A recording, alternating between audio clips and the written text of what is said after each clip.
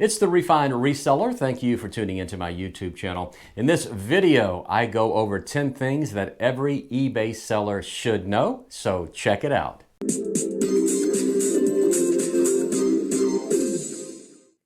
I've been selling on eBay for more than 24 years now. I know what to do, I know what not to do. Of course, I have a lot of experience, and I would like to share some of my knowledge with you.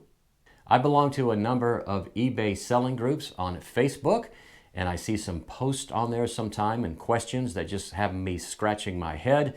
Some of the people that sell on eBay probably should not be selling on eBay. I'm just being brutally honest. I have 10 things that you as an eBay seller should know. I got these from actual posts on those Facebook pages, so let's go ahead and go over them. But before we do, I hope you take the time to like this video, subscribe to my channel, and click the notification bell so you'll be notified when I post a new video. Let's go. Okay, question number one, and this is probably the craziest one out of them all. I'm a newbie. After reading posts on this Facebook group, I'm scared to even get started.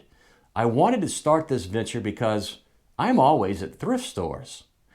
But y'all have me worried with talk of scammers, disgruntled buyers, buying scales, packaging, what tape to use, figuring postage, taxes, and rules. Yikes! I thought, silly me, that I could just take a picture, put a price, and list it. I'm so overwhelmed.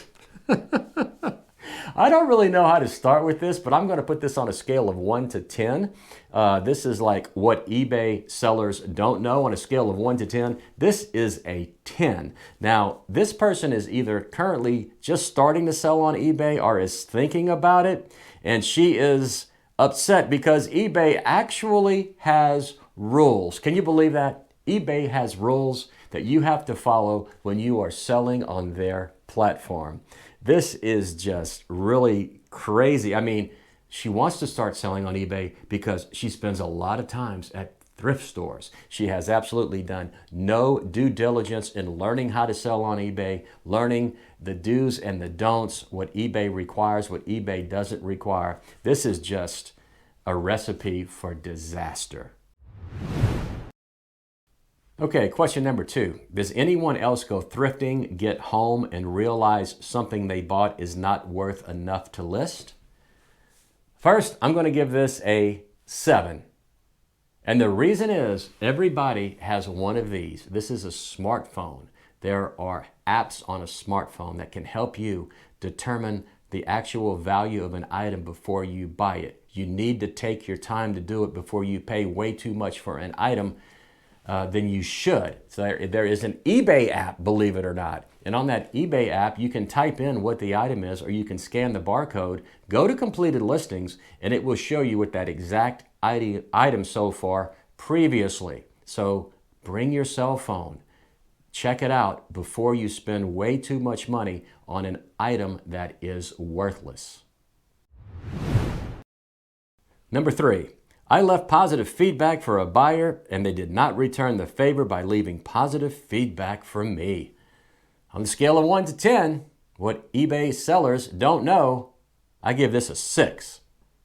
I have a golden rule. Never leave positive feedback for a buyer until they have left positive feedback for you.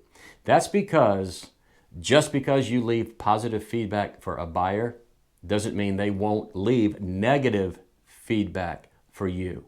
It does happen. Once they do that, that negative feedback is on your record for an entire year. You did them a favor by leaving positive feedback, and they left negative feedback for you.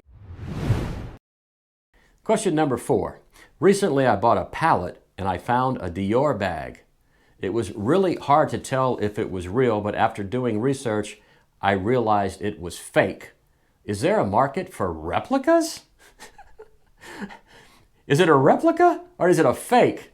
I mean, a replica is a fake, right? Or a fake is a replica. Anyway, I give this a 7 on what eBay sellers don't know. Never sell a product on eBay unless you are 100% it is authentic, especially high-end items like Dior, Hermes, and stuff like that. Now, there's another rest of the story to this post. The guy did put on there that after realizing it was fake, you know what he did with it? He dropped it off at Goodwill. So Goodwill is going to get it. Maybe think it's real. They're going to put it up at a real high price. Somebody's going to go in there. They're going to buy that item. They're going to take it home. Then they're going to list it on eBay, and it's fake. I mean, again, it's very hard to tell a fake item for an authentic item at times, and unless you're 100% certain, and the only way that I would buy an item in that situation is if the person I am buying it from has the actual receipt from the store. Otherwise, I do not do it, and you shouldn't either. Here's number 5. I have had my first eBay complaint as an eBay seller. I bought a new-in-the-box doll. The box was sealed and had never been opened. The buyer received it and messaged me saying the doll has spots on it and it looks like mold.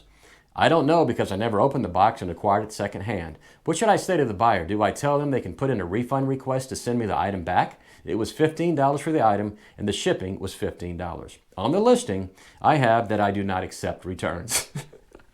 Okay, here's another eBay seller who's selling on eBay, and they don't know that as an eBay seller, pretty much you have to accept a return. You cannot not accept a return. It is in eBay's policy that probably 98% of the time a seller has to accept a return. You can put I do not accept returns 100 times in your eBay listing. And if somebody gets that item and it was not as described, you are forced to take it back as an eBay seller. So on this question, I give this one a 9. That's because I see this all the time on those Facebook eBay pages. I said I don't accept returns. They want a return. I'm not going to accept the return. Oh, yes, you are, because once that buyer files a case with eBay, eBay will rule in the buyer's favor. Question number 6, for those of you who go to the post office, how do you get your packages inside the post office when you have a lot of them? The answer is simple. You don't have to go to the post office. It's not necessary. The postman will pick up your packages at your front door. What I do is I bring them to work with me every day. I put them in the foyer where I work, and the postman comes to my place of business and picks up those packages. The last thing I want to do is spend time at the post office where I live, because it's probably the worst post office in the United States. You don't want to waste your time going to the post office either, especially if you have to drive a long distance to get there, as the postman will pick up your eBay packages at your front door, and you can sit there and watch that postman scan every item that you have without leaving your home. Question number 7. How are people finding estate sales in your area? Okay, that's a legitimate question, so I'm not going to rate this one, but the truth is, all you had to do was do a Google search, and there's a website. It is estatesales.net. All you do is you type in your address or your zip code, and it will show you a list of all the estate sales that are in your area coming up in about the next 3 weeks. Again, that website is estatesales.net. Check it out. Here's question number 8. How do you know if Disney VHS tapes are worth anything? Let me read that again. How do you know if Disney VHS videotapes are worth anything? They're worth absolutely nothing. I mean, this has been a story for like 15 years now, especially the Disney Black Diamond VHS tapes. There were stories about, oh, I just sold Dumbo. It's a Black Diamond Disney VHS tape, and I got $15,000 for it. Those stories are just simply not true. There are hardly any VHS tapes that are out there that are worth anything. The only ones that I know that are worth a little bit are WWE, WWF, VHS tapes, old wrestling tapes. Keep an eye out for those, but all those other ones that you see, just don't buy them. They're not worth anything. Question number 9, and I'm going to give this a 10. Does anyone have a working eBay customer service phone number? There is no 800 number that you can call and get eBay customer support. It does not exist and has not existed for a number of years now. If you want to get in contact with eBay, you have to have eBay call you. It's not hard to do. Just go to Seller Help. You can scroll down and you can either chat with them or have them call you. You leave your phone number. When I do it, they normally call me back within 60 seconds. They're very good about it. That's right. They call me back within 60 seconds. I am a top-rated seller. I don't know if that has something to do with how quickly they call me back, but they will call you back as well. Just give it a shot. There is no 800 eBay number for Seller Help. And here's a very final question. I paid off my car 2 years early purely with reselling on eBay. First of all, congratulations. I think that is awesome. I recently did the same thing. I bought a brand new car. I paid cash for it with my eBay account from profits that I had made on eBay. But the guy goes on. I do this part-time. I have a normal 9-to-5 job. I can really see myself doing this full-time. Should I quit my full-time job? My quick answer is no. Absolutely, 100% don't quit your 9-to-5 job. Now, if you're a little bit older like me, I'm going to be retiring soon. Again, I've been selling on eBay for 24 years. I know what I'm doing. So when I retire, I'm going to do eBay full time.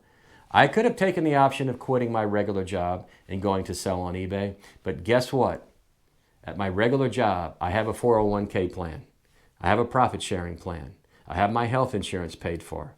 eBay gives me absolutely none of that. Plus, the most important thing is I know who I am working for. When you're working for eBay, you have no idea who you are working for. eBay can take away your selling privileges at just about any time. So today you're selling on eBay, tomorrow you're either suspended or you're banned for life, and you have absolutely no idea why eBay banned you for life because they do not have to tell you. So my advice is, if you are a young person and you're thinking about selling on eBay full time, absolutely do not do it. Keep your day job and sell on eBay part-time. That's all I have for you today. I really hope you learned something from watching this video. I know I was kind of brutal about some of my answers, but the truth is there are some people who are selling on eBay, and in all honesty, they shouldn't be because they don't know the rules, they don't do their homework, they don't study eBay. They just take a picture of an item, list it, and they get in trouble and they have no idea what they did wrong. So again, I apologize if I was a little bit too rough on this, but I'm just being honest. I hope you take the time to like this video, subscribe to my channel, and click the notification bell so you'll be notified when I post a new video. This is the Refined Reseller saying, as always, do like me, buy low, sell high. Good sourcing, good selling, and I'll see you next time.